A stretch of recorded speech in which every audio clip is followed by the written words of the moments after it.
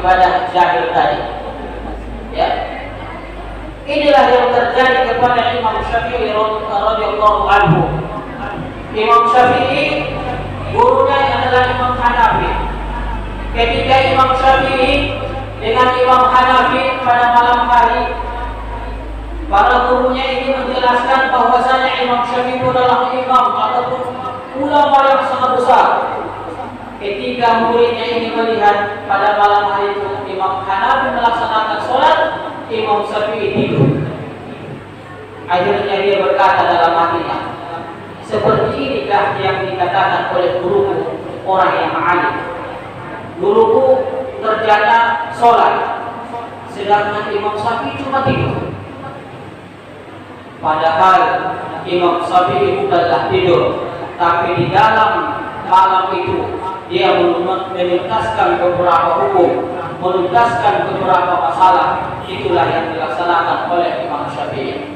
Jadi menuntut ilmu lebih baik daripada beribadah yang jahil. Dan dengan ilmu, insya Allah kita akan selamat dunia dan akhirat. Alhamdulillah. Jadi tentang ilmu ini dijelaskan oleh Rasulullah, man salaka tariqan ila al-ilmi salakallahu tariqan ila al-jannah. Siapa yang memberi jalan untuk menuntut ilmu, maka Allah akan berikan kepadanya jalan menuju surga. Ya. Jadi ayahanda ibunda yang menyekolahkan anaknya jangan risau, jangan merasa susah, sebab apa yang ayahanda ibunda infakkan kepada anak kita berikan kepada mereka jalan untuk menuntut ilmu, otomatis Allah akan berikan kepada kita jalan menuju surganya Allah Subhanahu wa ta'ala.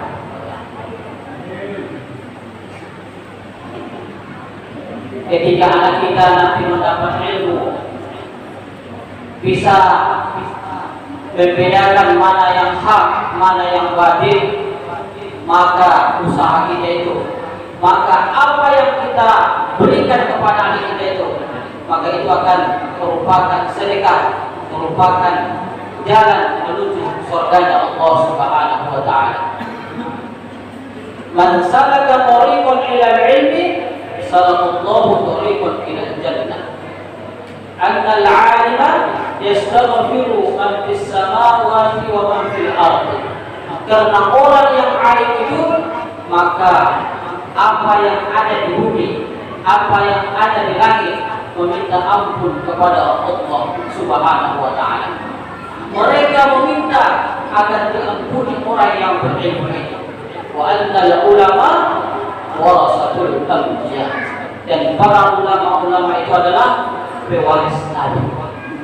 Jadi kalau kita beri kepada anak kita memberi nafkah untuk di jalan Allah, maka nanti jalan kita menuju surga akan diberikan kesusahan. Jadi ikhlaskanlah seberat apapun yang kita terima untuk menyekolahkan anak kita, insya Allah di balik kesusahan itu akan diberikan kemudahan oleh Allah Subhanahu wa ta'ala. Para jemaah, Bapak Ibu yang dimuliakan oleh Allah Subhanahu wa ta'ala, jadi jangan malas untuk menghadiri pengajian-pengajian. Jadi masalah dapat tidaknya itu serahkan kepada Allah Subhanahu wa ta'ala. Ketika kita duduk di majelis zikir, maka para malaikat yang Allah meminta kepada Allah agar kita yang ada di tempat ini diampuni oleh Allah Subhanahu wa ta'ala. Kita tidak luput daripada kesalahan. Al-khata' wa nisyan sifatnya insan. Sifat lupa dan salah adalah sifatnya manusia. Sebaik-baik orang yang bersalah, sebaik-baik orang yang berdosa, minta ampun kepada Allah Subhanahu wa ta'ala. Para jemaah yang dirahmati oleh Allah Subhanahu wa ta'ala, jadi pada kesempatan ini kita akan membahas, menjelaskan tentang perjalanan Rasulullah sallallahu alaihi wasallam sebagaimana telah dibacakan oleh guru kita tadi, di mana di dalam Al-Quran dijelaskan, A'udzu billahi minasyaitonir rajim. Bismillahirrahmanirrahim. Subhanalladzi asra bi'abdihi lailan minal masjidil haram ilal masjidil aqsa alladzi barakna hawlahu linuriyahu min ayatina innahu huwas samiul basir. Maha suci Allah Subhanahu wa ta'ala yang telah memperjalankan, yang telah memberangkatkan Nabi kita Muhammad sallallahu alaihi wasallam dari Masjidil Haram ke Masjidil Aqsa. Dari Masjidil Haram ke Masjidil Aqsa Palestina. Allah memperjalankan, Allah memberangkatkan Nabi kita dari Masjidil Haram ke Masjidil Aqsa pada malam hari. Ya, Bapak Ibu tahu Masjidil Haram? Posisinya ada di kota Mekah. Ka'bah merupakan kiblatnya seluruh umat Islam yang ada di dunia. Orang-orang dulu, orang Jakarta, orang Papua, semuanya kiblatnya ke Ka'bah Al-Musharrafah yang ada di kota Mekah. Dan bisa dipastikan tidak sah sholat seseorang itu kalau tidak menghadap Ka'bah. Bagi yang tahu, kalau kita lagi di kebun tidak tahu arah kiblat, maka kita ikut persangkaan kita. Kalau di masjid ini kita sudah tahu kiblat yang sana, terus kita buat ke sana, maka sholatnya tidak sah. Jadi mesti menghadap kiblat. Itulah ke kota Makkah Al-Mukarramah. Awwalu baiti wudi'a lin-nasi bi Makkah mubarakah. Rumah yang pertama kali dibangun di dunia ini adalah di kota Makkah Al-Mukarramah. Dan dari kota Makkah lah lahirnya Nabi kita Muhammad sallallahu alaihi wasallam. Dari Makkah lah terpencarnya agama Islam. Jadi kalau ada yang benci dengan Mekah, itu mesti dihapuskan. Ya, ada beberapa orang benci dengan kota Mekah, benci dengan tanah haram, itu tidak baik. Sebab Islam ini datangnya dari kota Mekah, syariatnya datang dari sana.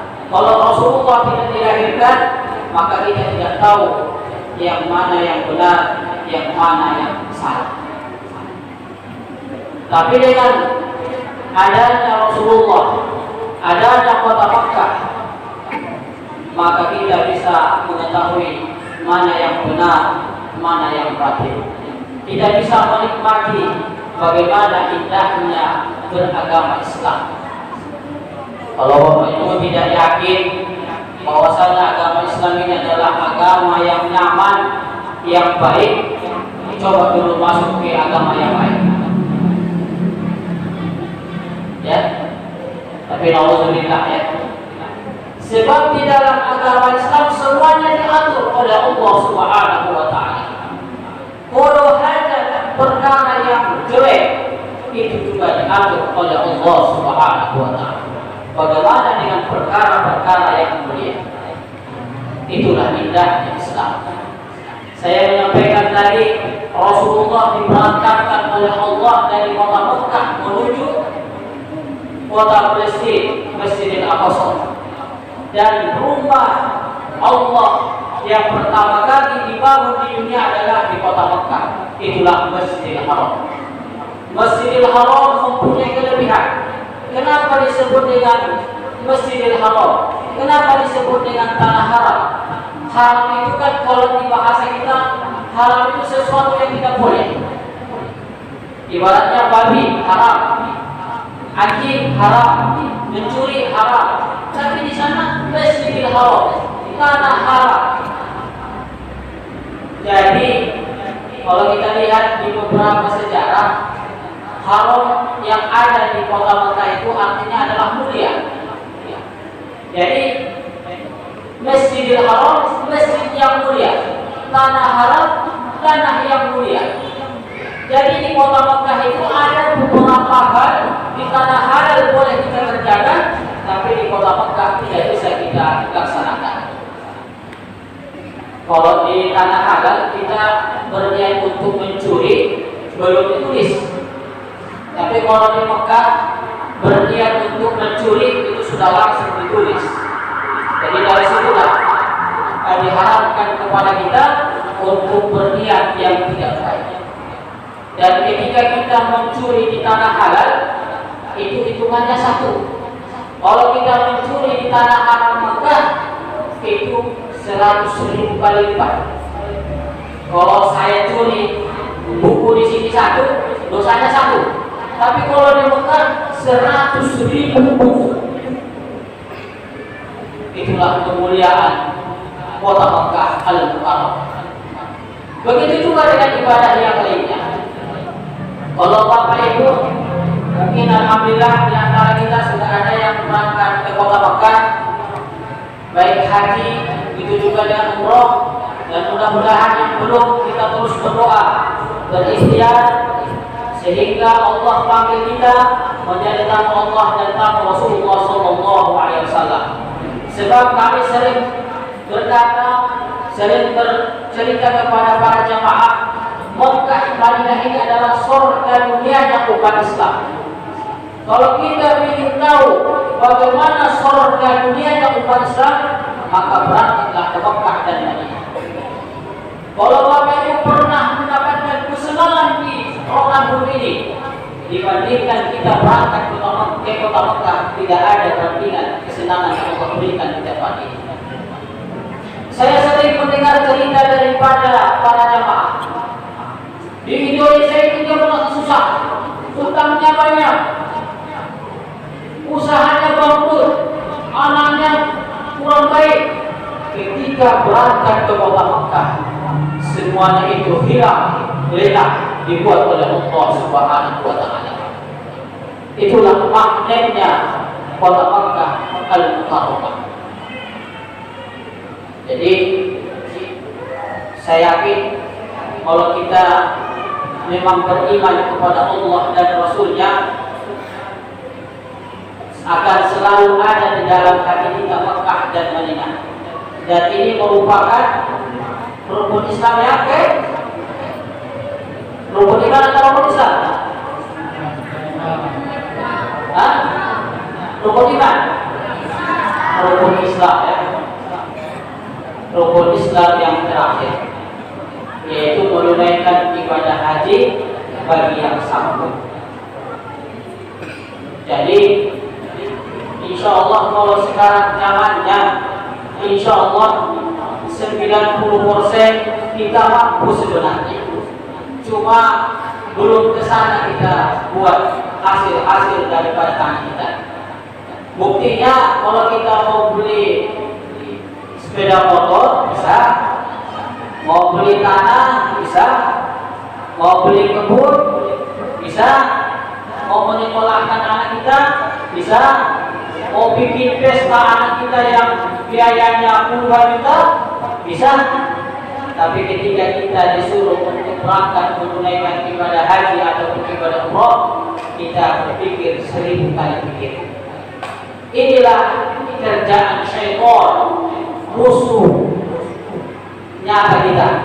Kita sudah tahu, sudah diberitahu bahwasanya syaitan itu mengalir di darah kita, mengalir di darah kita. Ketika kita ingin berbuat baik, dia bisikkan nanti.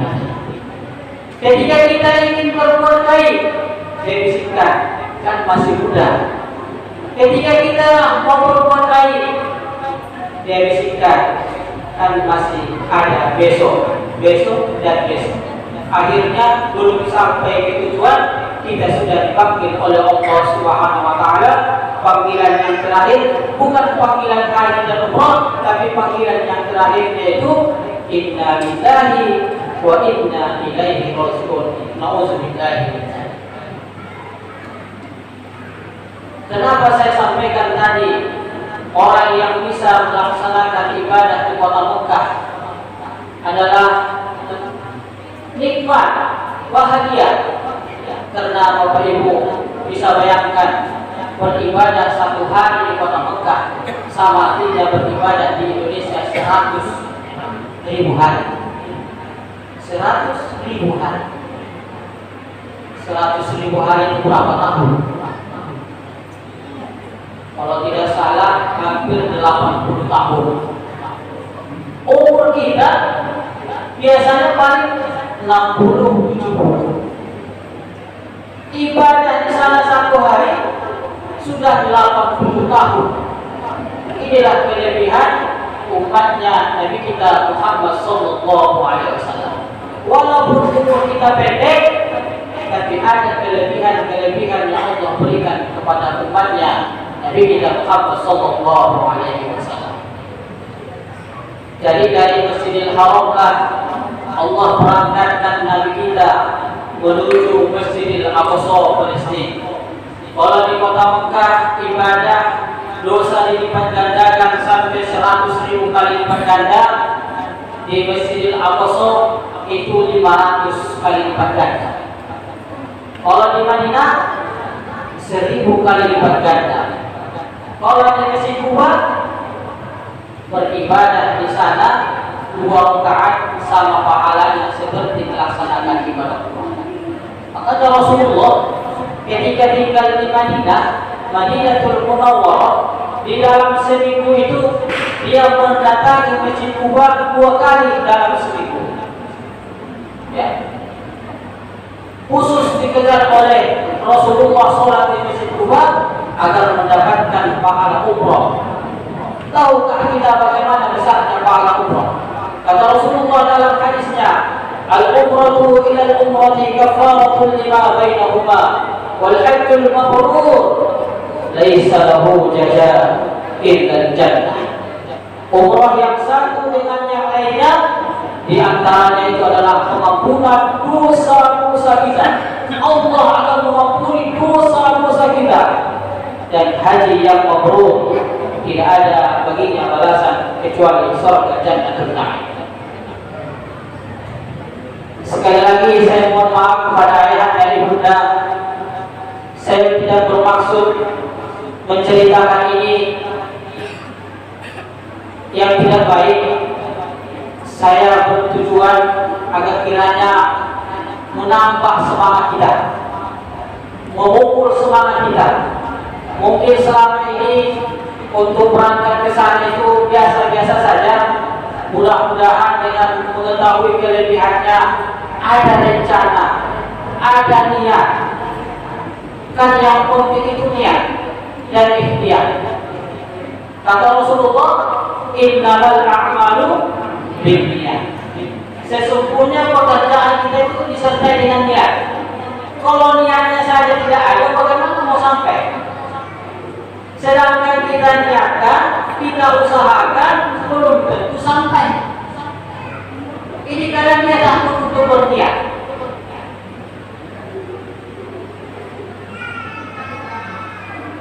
Padahal berniat saja sudah diberikan pahala oleh Allah Subhanahu wa Ta'ala. Niat yang baik kan? Kalau niat yang jelek bukan diberi pahala, kan tetapi diberi dosa. Jadi walaupun keadaan kita tidak memungkinkan, melihat daripada umur kita, melihat daripada usaha kita tidak memungkinkan, tapi tetap berniat, berusaha agar bisa datang ke kota Mekah dan Madinatul Munawwarah berziarah kepada Rasulullah sallallahu alaihi wasallam. Masalah sampai tidaknya serahkan kepada Allah Subhanahu wa Ta'ala. Seperti yang saya sampaikan tadi, kita hamba yang lemah, tidak ada daya dan upaya kita kecuali dengan izinnya Allah Subhanahu wa Ta'ala. Jangan mengira orang yang kaya saja yang bisa berangkat ke kota Mekah. Banyak orang miskin datang ke kota Mekah. Sering ketemu dengan kita. Kerjanya cuma tukang sapu di masjid. Rumahnya tidak ada. Rumahnya cuma di masjid. Tapi dia malah lebih duluan berangkat ke Mekah daripada ada orang yang kaya raya di samping masjid tersebut.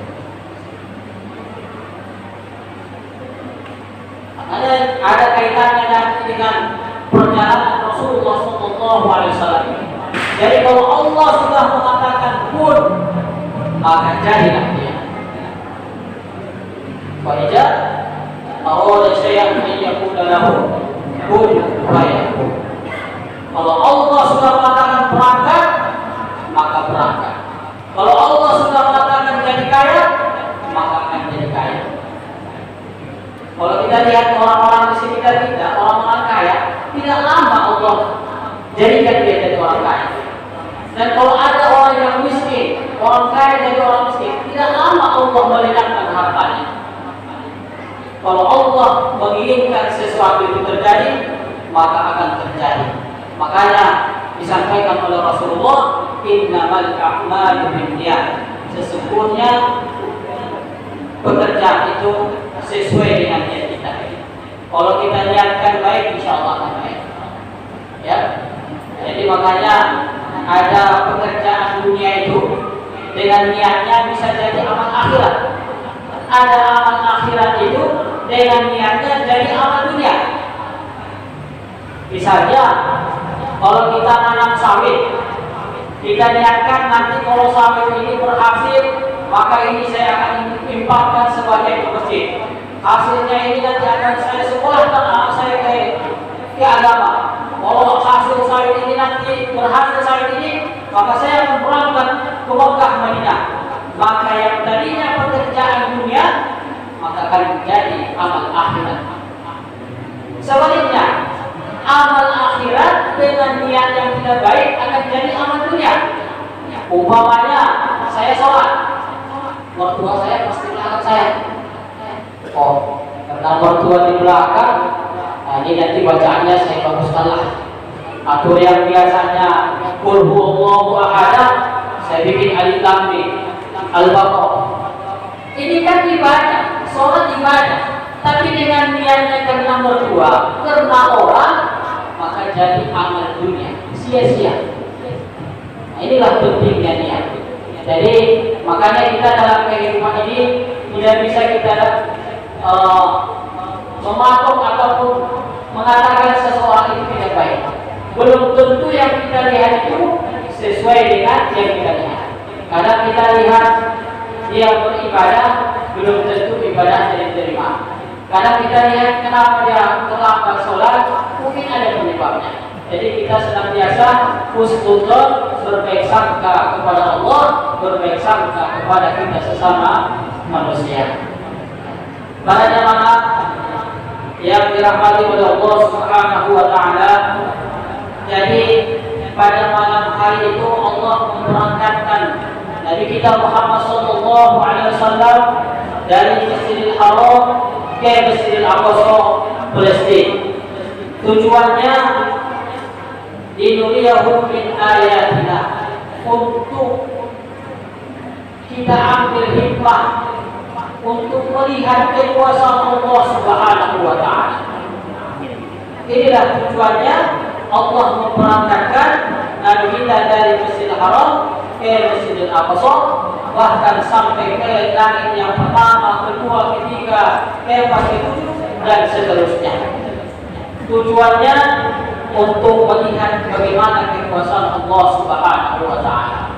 Setelah Rasulullah kembali daripada perjalanan ini, di kota Mekah, Rasulullah bercerita kepada orang-orang kafir Quraisy, bercerita kepada kaum muslimin yang ada di kota Mekah. Datang sebahagian sahabat berkata, "Ya Muhammad, apakah benar engkau tadi malam berangkat dari Masjid Aqsa, dari Masjidil Haram ke Masjid Aqsa sampai ke langit yang ketujuh dan seterusnya?" Maka Rasulullah menjawab, "Ya benar, saya telah melakukan semua ini," kata Rasulullah SAW. Sehingga ada sebahagian daripada sahabat yang tadinya sudah beriman kepada Allah dan Rasulnya, akhirnya murtad, keluar daripada Islam. Dia tidak percaya. Sebab kalau kita masih pelajari dengan logika kita, ini tidak memungkinkan, sehingga dia keluar daripada Islam. Ada seorang musyrik bertanya kepada Rasulullah dengan pertanyaan yang sama, Dan Rasulullah juga menjawab, benar, saya telah melaksanakan perjalanan dari malam, kata Rasulullah. Akhirnya orang musyrik ini berkata kepada Nabi kita Muhammad SAW, ya Muhammad, kalau engkau benar-benar sudah berangkat dari malam, maka cobalah berdiri, kata orang musyrik ini. Akhirnya Rasulullah berdiri. Setelah Rasulullah berdiri, orang musyrik ini berkata, Muhammad, angkat dulu kakimu yang sebelah kanan. Diangkat oleh Rasulullah. Kemudian orang musyrik ini berkata, angkat yang sebelah kiri, kata orang musyrik. Maka Rasulullah berkata, kalau saya angkat kaki saya yang sebelah kiri, maka saya akan jatuh, kata Rasulullah SAW. Akhirnya orang musyrik ini berkata, bagaimana kau Muhammad berangkat dari Masjidil Haram ke Masjidil Aqsa sampai ke langit yang ketujuh, sedangkan sekarang saja kamu tidak bisa mengangkat badanmu daripada tanah ini? Satu jengkal pun kau tidak bisa, kata orang musyrik ini. Akhirnya apa kata Rasulullah? Kalau engkau belum puas dengan jawabanku ini, kata Rasulullah, maka tanyalah Sayyidina Ali. Ya, Sayyidina Ali siapa ya Rasulullah? Sayyidina Ali. Siapanya Rasulullah? Sahabatnya. Di samping sahabatnya siapanya? Menantu Rasulullah. Jadi dulu ada perlombaan di zaman Rasulullah. Rasulullah mempunyai putri namanya siapa? Khadijah, Fatimah, putri satu-satunya. Sahabat ada Sayyidina Umar, Ali, dan banyak sahabat. Pada waktu itu ibaratnya di tempat kita, anaknya presiden, putrinya presiden, menteri-menterinya masih banyak yang masih bujangan ingin menikahi putrinya presiden ini. Jadi pada waktu itu sahabat banyak yang ingin menikahi putrinya Rasulullah SAW. Akhirnya Rasulullah buat satu perlombaan, siapa yang menang itulah yang mendapatkan putri Rasulullah SAW. Ceritanya nanti ya. Apa yang dibuat perlombaannya sehingga Sayyidina Ali memenangkan perlombaan tersebut? Ya.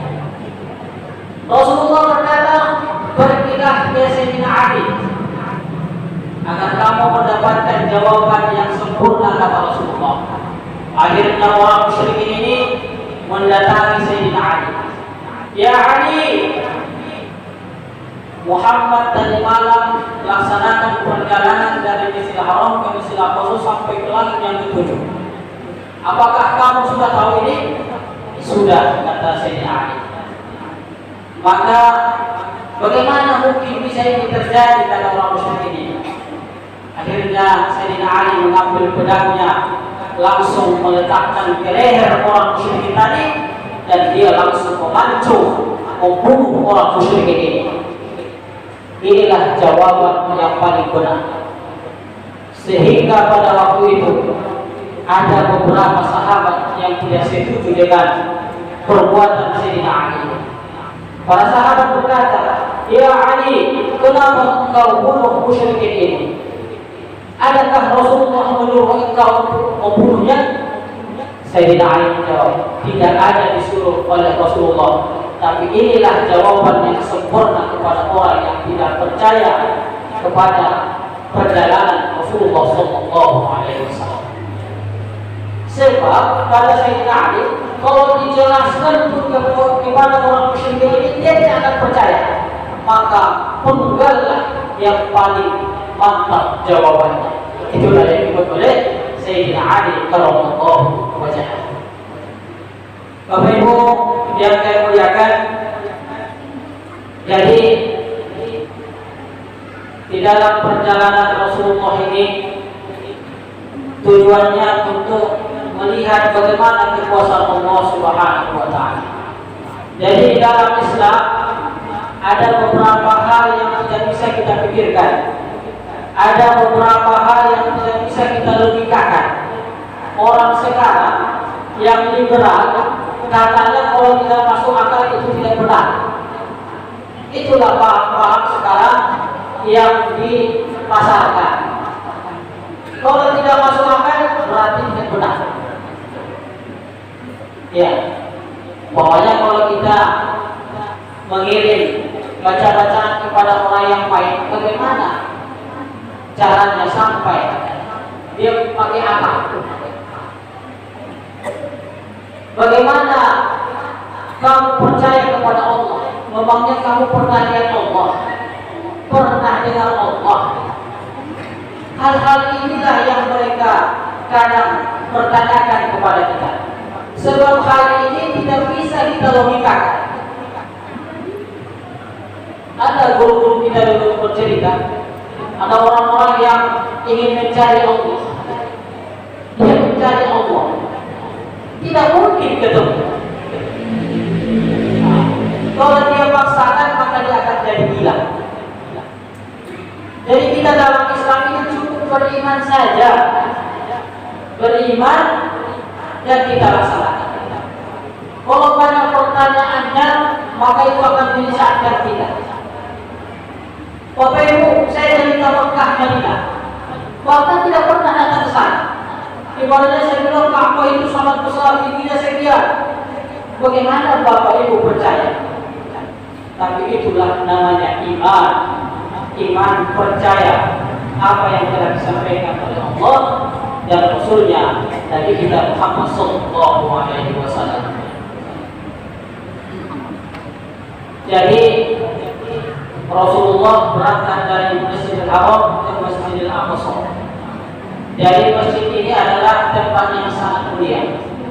Ketika Rasulullah Sallallahu Alaihi Wasallam hijrah dari kota Mekah menuju kota Madinatul Munawwarah, maka Rasulullah tidak membangun rumah, tidak membangun kebun, tapi Rasulullah membangun rumahnya Allah Subhanahu Wa Taala.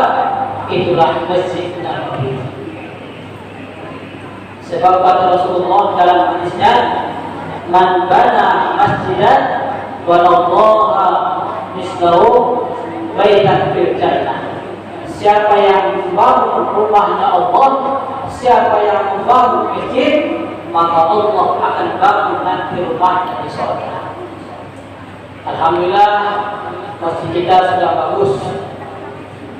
Jadi tapi kalau ada yang mau menyumbang, membangunnya, mempercantiknya, memperindahnya, itu termasuk membangun masjid namanya.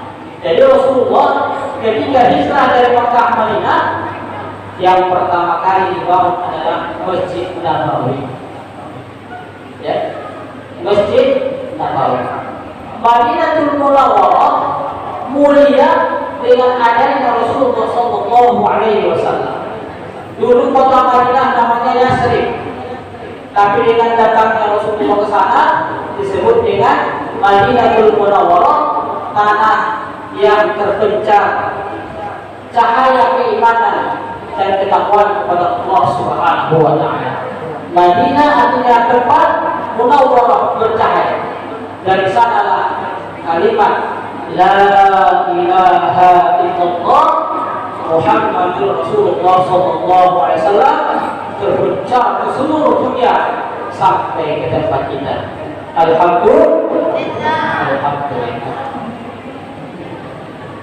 Jadi kalau di Mekah ada Ka'bah, di Madinah ada Rasulullah. Jadi setiap acara selalu disampaikan, selalu dianjurkan untuk banyak-banyak baca salawat kepada Rasulullah. Tujuannya salawat itu adalah doa. Kita mendoakan Rasulullah agar selamat. Padahal Rasulullah orang yang telah dijamin oleh Allah selamat dunia dan akhirat. Logikanya kalau si A ini sudah benar-benar selamat, ngapain lagi kita mendoakannya? Kita doakan dan kita pasti. Tapi malah Allah Subhanahu Wa Taala bercerita dalam Al-Quran, A'udzu billahi minasyaitonir rajim. Bismillahirrahmanirrahim.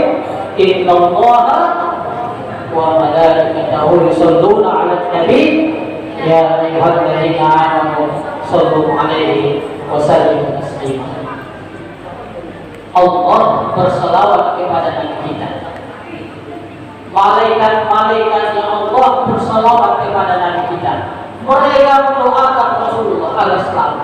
Padahal Rasulullah itu sudah dijamin oleh Allah selamat dunia dan akhirat. Jadi doa kita itu, salawat kita itu akan kembali kepada kita.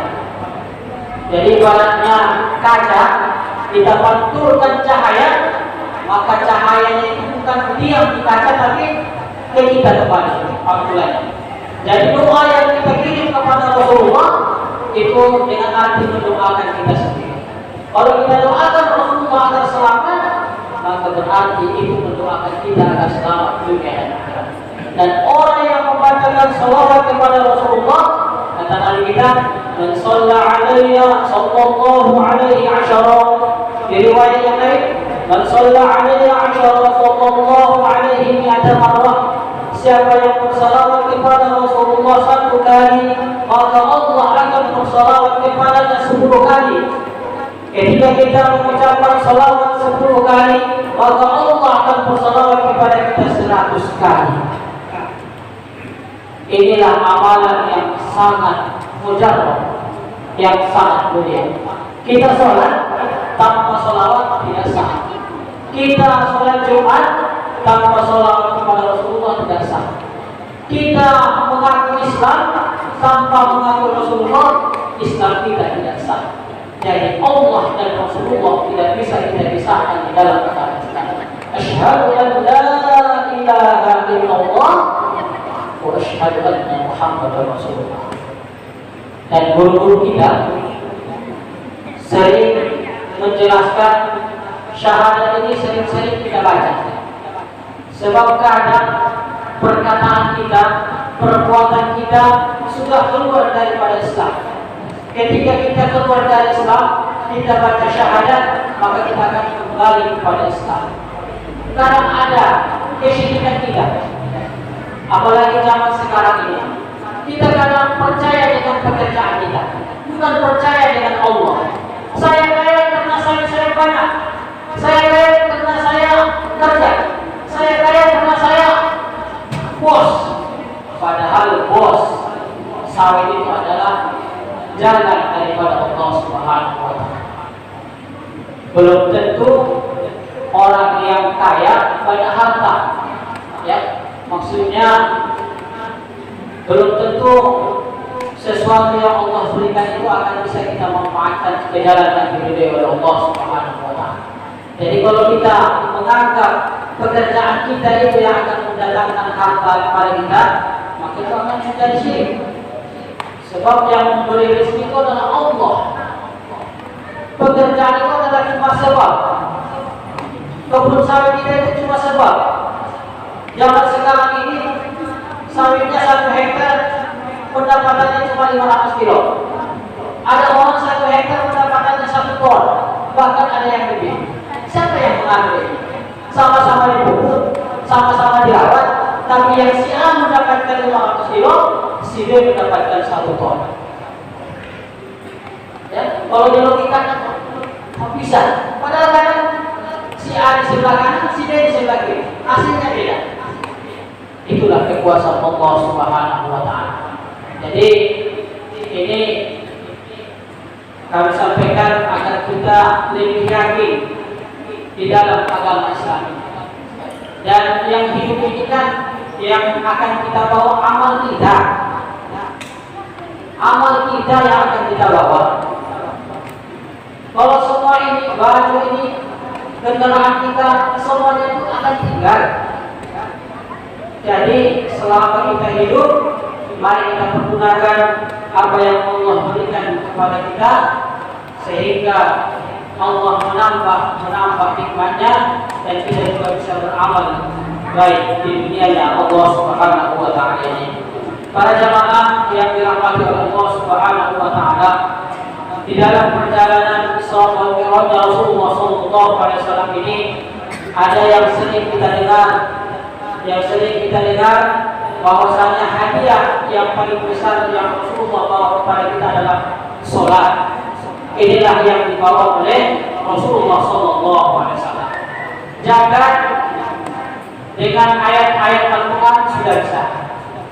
Puasa dengan ayat-ayat Al-Quran sudah bisa kita mengerti, sudah sampai ke kita.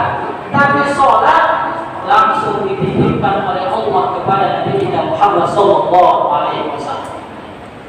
Jadi ada beberapa buku yang menjelaskan sebelum Nabi kita ini berangkat di dalam perjalanan menuju menghadap kepada Allah, dadanya itu dibelah dan hatinya dicuci dengan air Zam-Zam ya. Tentang air Zam-Zam kan air yang paling mulia. Saya ingin bertanya, air yang paling mulia yang ada di atas permukaan bumi ini apa?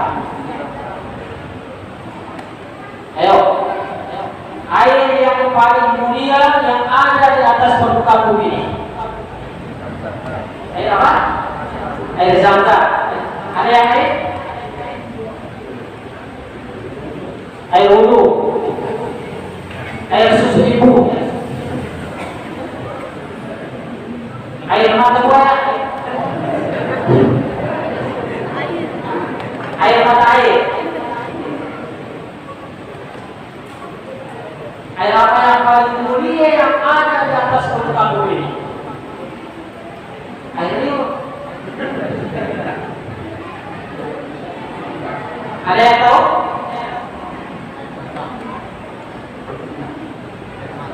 Air mata. Nggak pakai buaya. Air mata aja. Kalau minyak wangi yang paling wangi, minyak apa? Kasturi. Ada yang lain?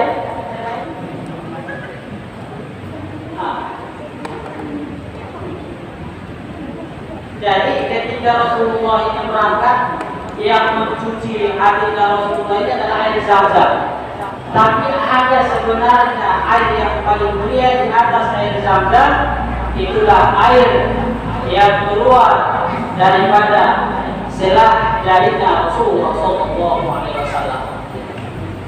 Jadi ketika Rasulullah berangkat dari kota Madinah ingin melaksanakan ibadah umrah, sampailah di Hudaybiyah.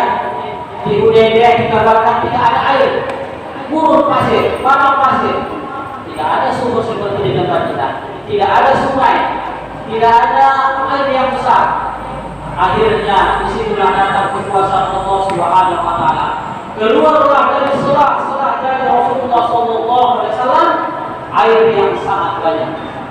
Di dalam riwayat pada waktu itu ada 1.300 sahabat yang berangkat dari kota Madinah menuju kota Mekah untuk melaksanakan ibadah umrah.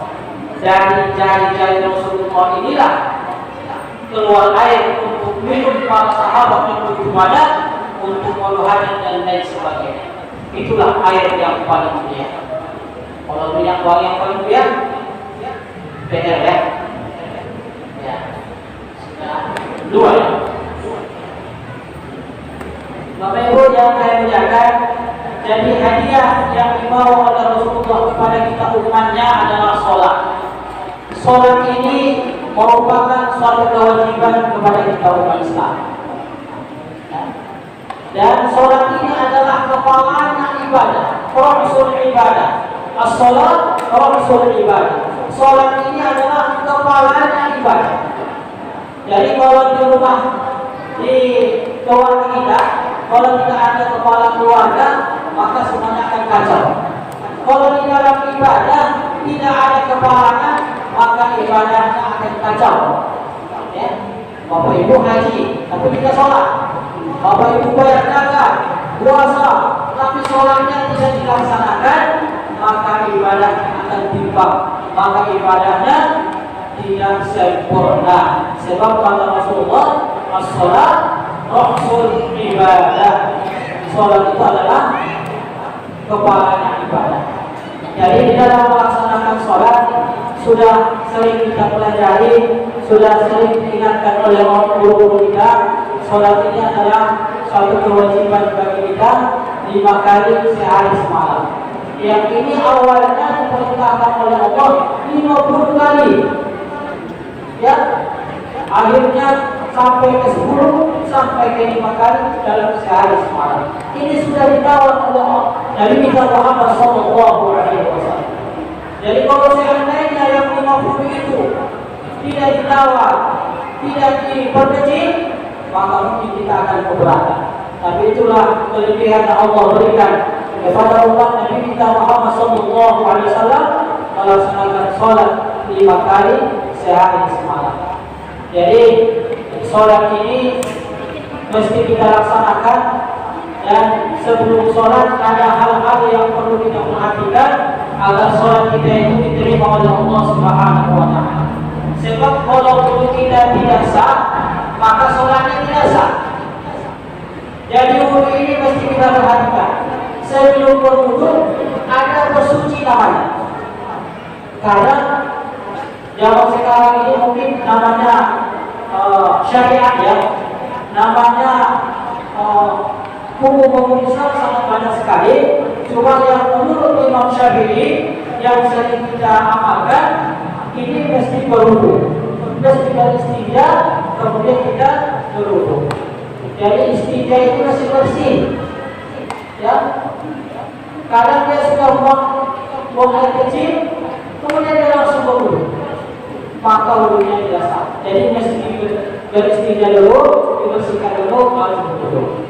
Kemudian yang sering saya lihat di daerah kita, zaman sekarang ini kan rumah rata-rata punya bak mandi, punya ember di kamar mandi, dan sumur rata-rata setiap rumah ada satu sumur. Itulah kelebihan Indonesia dengan Arab Saudi, ya.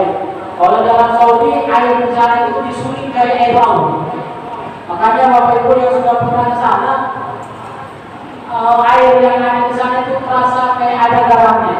Padahal sudah disuling beberapa kali sehingga menjadi air tawar. Tapi kita alhamdulillah di Indonesia ini diberikan oleh Allah kekayaan, setiap rumah bisa punya sumur sendiri.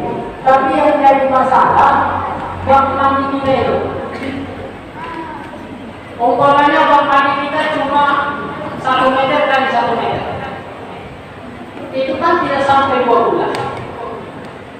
Ketika Bapak Ibu berwudu daripada tempat yang tidak sampai 2 bulan dan airnya mengalir ke tempat air yang ada di bak tadi, maka air itu akan menjadi mustaqbal. Ketika kita berwudu dengan air mustaqbal, maka wudunya tidak sah. Ini menurut Imam Syafi'i. Ya, ini rata-rata di rumah kita, kadang Bapak Ibu berwudunya dari bak itu. Jadi dia ambil kayu, dia berwudu, kemudian bekas daripada wudu ini menetes ke bak yang ada di kamar mandi. Dan itulah dia siram ke tangan, ke kaki, dan itu akan menjadi air mustaqbal.